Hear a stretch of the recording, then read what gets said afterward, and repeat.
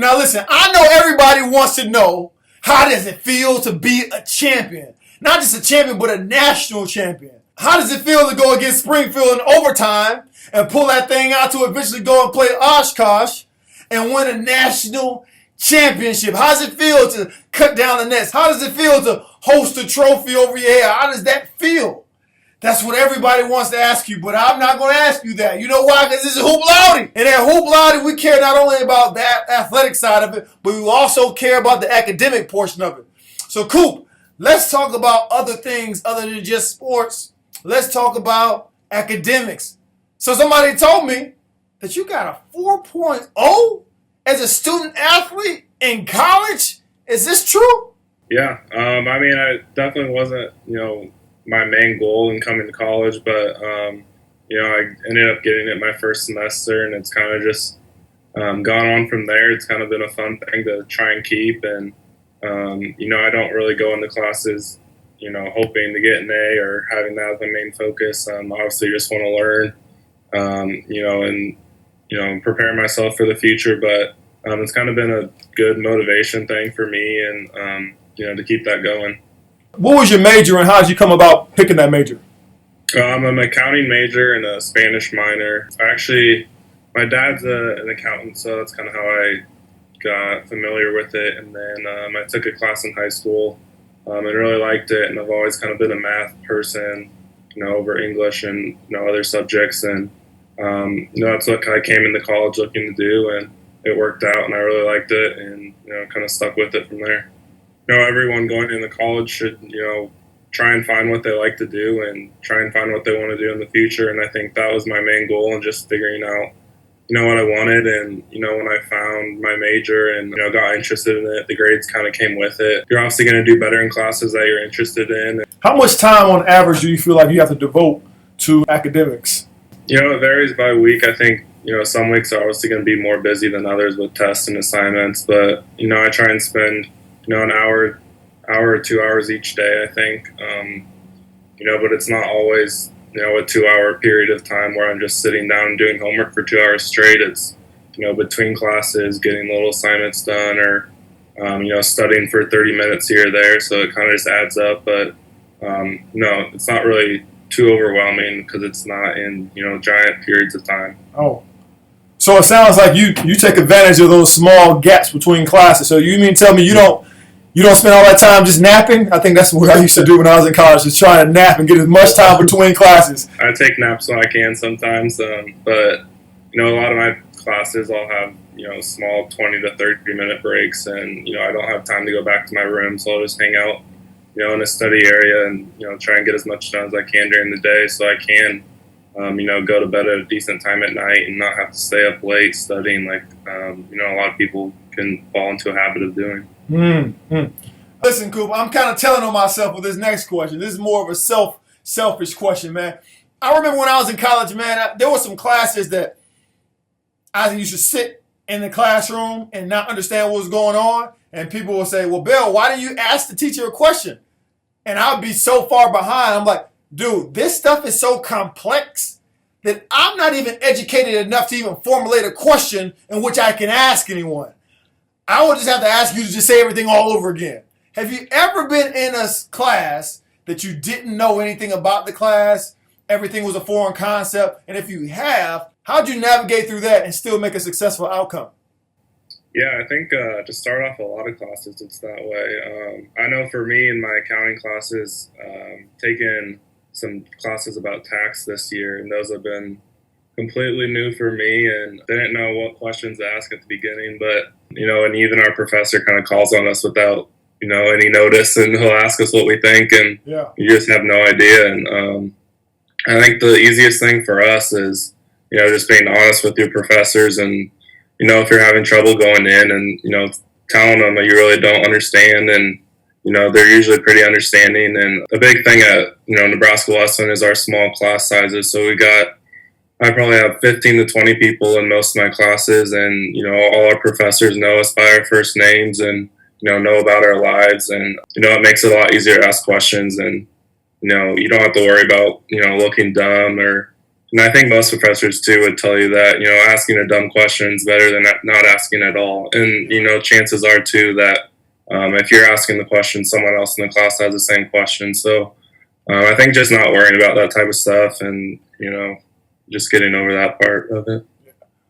Well, much like basketball and academics, it seems like it's always brought down to routines and habits that you may have. You look at shooters; they have habits and routines they go through, and it's kind of systematic as far as why the shot goes in. There's a lot of the habits they've built along the way. What are some of the habits that you built along the way as it relates to academics that you have on a daily basis that maybe others could adapt to their game?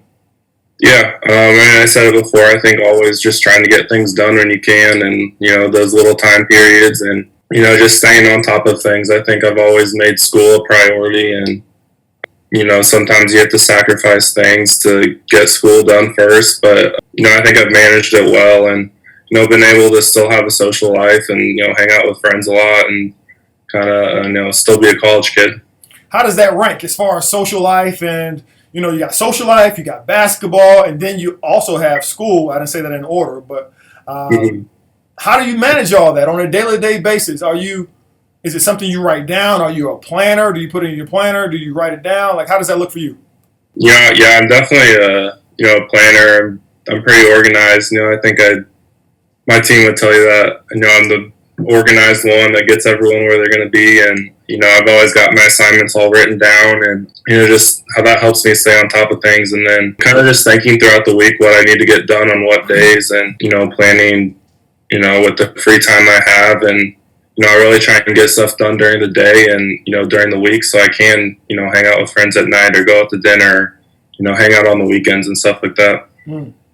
One thing I noticed about you, man, is you're not actually majoring in the class like wash your hands with soap or underwater basket weaving or how to blow bubbles. You're majoring in something that has some validity to it, something that's going to be able to feed your family moving forward.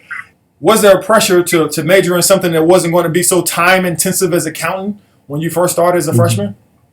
No, I don't think I was really pushed into any majors. I think accounting is a good fit for me just because I was always kind of more math-oriented person, and liked working with numbers, as opposed to English or writing and stuff like that. So, that type of work is, more meaningful to me than writing papers would be or stuff like that. So, but definitely it's a good degree to get, and it can kind of take you anywhere, in the business world. And I definitely had that thought process going into it.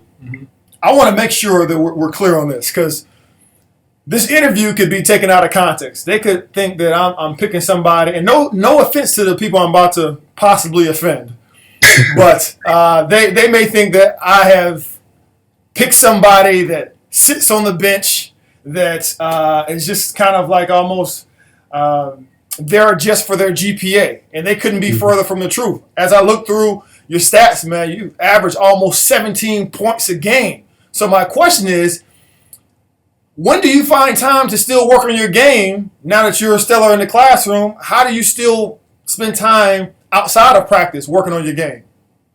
Right. You got to find time, outside of class and your other obligations. I think, as a team, we're playing open gyms, twice a week and lifting 3 times a week in the spring, and it's even more than that in the fall. So definitely get a lot of work in with those, and then just shooting on your own, whether it's before or after practice or before lifting or stuff like that. So it's really kind of sandwiching it all in the times that we have team stuff and going early or staying late and stuff like that. What has been a life skill you had to develop in college that you didn't necessarily have in high school? Yeah, first I'd say time management obviously is a huge one with college.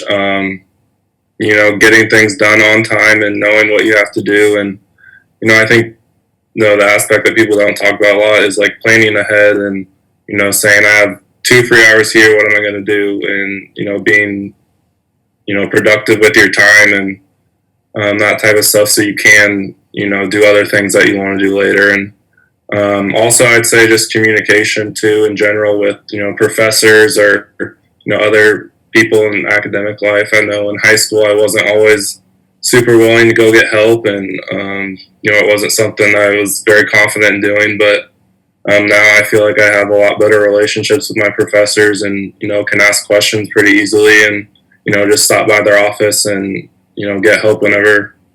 So talk to us about a support group that goes beyond just the basketball court. Who are some people, instrumental people on the campus that's been able to help you achieve this 4.0 GPA? They've been huge. I think starting with Coach, he's always been, focused on our academics and making sure we're getting it done in the classroom before he's worrying about anything with basketball. So, his focus there has always kind of pushed us to make sure we're, doing our job there. And then, as far as professors, I've kind of said it already, but they've been really supportive, not only to me, but to all, the students here. I think our small class sizes has a lot to do with that. And, they know what's going on in our personal life too. They'll tell me good luck before games or, good game last night. And, they really get to know us on a personal level. And then, I think that translates into the academic side with, us just trusting them and, being able to go to them with questions or anything like that, or if we need help. And then, that's pretty much it. I guess we have academic advisors too that kind of help us plan out, our schedules each semester and make sure we're on track to graduate. And that's been huge too. Coop, how can I do that? Right? If I'm a freshman coming into college, what kind of advice can you give me to build a team like that off the basketball court that's actually going to aid me in a way that just doesn't heavily depend upon basketball, but actually school and actually life? How does someone build a team like that? Yeah, I think you just have to, start small and get to know your professors, and then from there you can kind of branch out and get to know other people kind of, in the academic side or, just the faculty in general. I think, we know our school president really well, and I think that's something that a lot of students at schools don't even have. And, just getting to know a bunch of faculty and, putting yourself out there and, their help kind of comes with that because they're going to want to help you if you have a relationship with them. So just getting to know them, I think, first is the main thing. What was the most difficult part of the transition coming from high school? What was the most difficult part coming from high school and being a student athlete in college? Yeah, I think, the athletic side, I think, was just the pace of the game for me, especially in the system we play here. It's really fast, and, I wasn't in shape, and I think I probably lost 15 pounds in conditioning my, first semester. So just getting in shape and getting used to that. And, we like to run and press, and that was a big change for me from high school. And so just the pace overall on the athletic side. And then, school-wise, kind of a lot of the same that I've said with time management. And, there's a lot more things you have to take into account because you're living on your own now, and you don't have the luxury of being at home and having a lot of things done for you. So, there's just a lot more responsibilities to take in and a lot of things you don't even think about that you need to do. So, just getting used to that and kind of adjusting. Now, a lot of people think that student athletes, when they go on road games, it's like a field trip. It's a field trip, and all the professors, they're just patiently waiting on you and have your assignments sitting there just waiting on you, and everything stops. Everything stops when you go on the road trip. But for those that are student athletes, the party don't stop. There's going to be classes that still have stuff going on. There's going to be exams you miss. There's assignments you got to show up to. There's assignments, there's group projects. All this stuff is still happening. Coop, can you talk to us a little bit about your habits when you have to have a road game, but you're still going to be held accountable for your academics? What do you do? How do you navigate that? Yeah, I think road trips are, it's almost easier to get things done sometimes when you're on the bus and you can focus and, there's not a lot of distractions. So I really try and get, a lot of homework done, when we're spending hours on the bus traveling to games on a weekend or, during the week even. And it can, we have a lot of long nights, especially in our conference. We're getting back at, 4 or 5 in the morning and going to class at 9 a.m. the next day. So I really try to get things done like on the way to trips, and then try and rest a little bit on the way back. But also I think communicating with your professors too, when you are going to be gone, and so they can get you assignments, and just having that communication will they're willing to work with you if you're willing to put in the effort, and I think that's kind of the main thing. So you're saying that you communicate beforehand. You don't wait until after. It's like, hey, I'm a basketball player, so cater to me. Yeah, no, always before, always before. Gotcha. One thing that I'm hearing more that's seeming to be consistent in speaking with you is time management, right? You talked about time management as it relates to not napping every time between classes and actually getting stuff done. That's one thing that I did not do. So that speaks to how horrible of a student I was. But not only of that, but then you're also talking about, listen, when I'm on the bus headed to a different city, that I'm actually trying to make the most of that time as well. I'm not just listening to music and just doing frivolous things. I try to make sure that I maintain a sense of focus and time management even through that, which many people don't. People don't have their books with them. People don't bring their books to doggone games. Are you kidding me? Who does that? Who does that? Coop does that. So that's great, man. That's something we can carry on with us as well. So I appreciate that. So last but not least, man, how does it feel to be a champion? How does it feel to cut down on this? How does it feel to be a national champion? How does it feel to beat Springfield in overtime and to beat Oshkosh? How does that feel?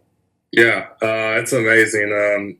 It's been I don't know how long, a month now, but I don't think it still hasn't set in, and I'm not sure it will. I kind of lay in bed sometimes and think back to that weekend, and kind of wonder if that really happened. And we just everything had kind of died down, and then we just got sized for our rings actually the other day. Wow. So it's pretty exciting to be getting those soon, and it's just a surreal thing to be able to do that with my teammates, and we're a really close group, and to do that with your best friends is something you won't forget.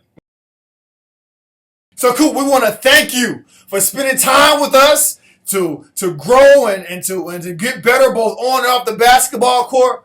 In this interview, man, you talking about time management, making sure that you're impactful with your time, even in between gaps between classes, instead of just going to sleep. You talked about that. You also talked about making sure that you're impactful on the bus, instead of just listening to music and slapping high fives with your partners and them, saying, you know what, that I want to make sure that I want to spend time and bring my books as well. Being able to focus on that. Then you also talked to us about social life, being able to balance social life with academic life, with athletic life. One thing that I love that you talked about is actually showing initiative when you go on those road games and letting teachers know before that you're going to have to get your assignments later. Not afterwards, not a sense of entitlement, but making sure that you get that stuff beforehand. And then finally, you talked to us about being a champion. How does it feel to be a champion? Hosting the trophy, cutting down the nets, forevermore being a national champion. So again, we thank you for spending this time with us. Is there anything that you can give us as far as a quote to help us make some of the same moves as a student athlete in high school and in college, both on and off the basketball court? Yeah, first of all, thanks for having me, and kind of getting this message out, and getting both sides of the student athlete experience. I think it's really important, and something I really value. And the quote I kind of want to leave you with is actually my roommate Ty put this up on our bathroom mirror, and it says, "How do you want to be remembered?" And I think that's kind of a good reminder for us each day.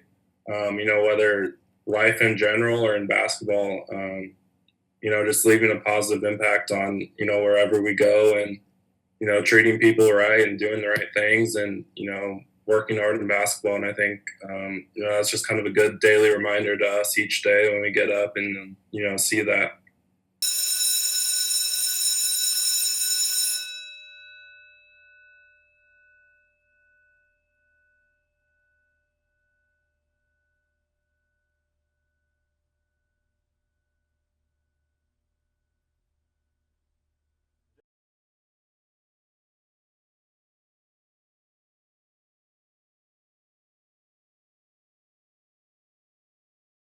And whatever you do, make sure you graduate at the top of your class. Hoop Lade.